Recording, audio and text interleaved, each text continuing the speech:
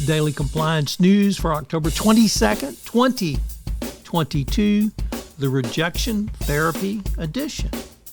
This is Tom Fox, and I'd like to welcome you to the Daily Compliance News. The Daily Compliance News is the only daily podcast which curates 4 top compliance, ethics, and/or corruption stories for your listening and viewing pleasure if you're watching this on YouTube. So our first story comes to us from the Financial Times, and it raises the question, could rejection therapy transform workplace risk-taking? So, rejection therapy.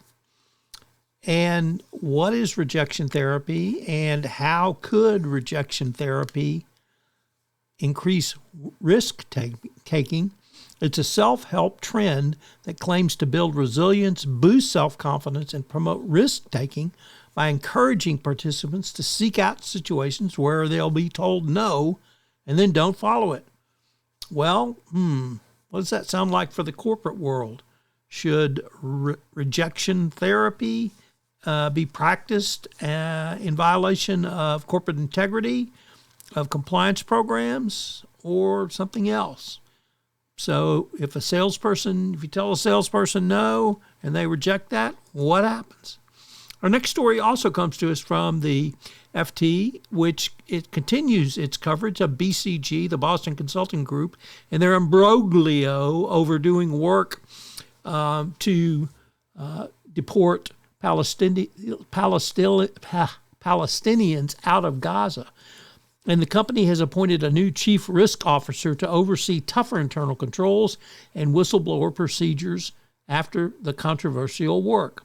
Amin Merchant has been given executive responsibility for risk management and compliance, having overseen those functions as the head of BCG's Audit and Risk Committee.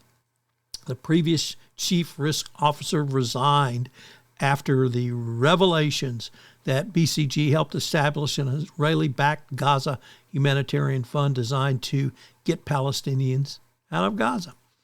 Next up from Reuters, the CFPB scraps a consent order that Citibank had agreed to in 2023, saying they'd paid the money and they'd implemented the necessary reforms. Well, there's no evidence of that, of course. And the CFPB, as with all other departments in the Trump administration, continues to tear up old DPAs, consent orders, and other agreements for no apparent reason. Finally, from Bloomberg, Worldwide SA said a review following allegations it had turned a blind eye to fraud discovered, quote, uneven, end quote, implementation of anti-money laundering controls across the company. While the report found it had improved on its procedures, it also found implementation challenges. The consulting firm attributed this to rapid growth through acquisitions. This presents several very important lessons for compliance professionals, and I hope you will consider those as you check out one or more of today's articles. The Daily Compliance News is a production of the Compliance Podcast Network and a proud member of C-Suite Radio. Thanks so much for listening. I hope you'll join me again tomorrow.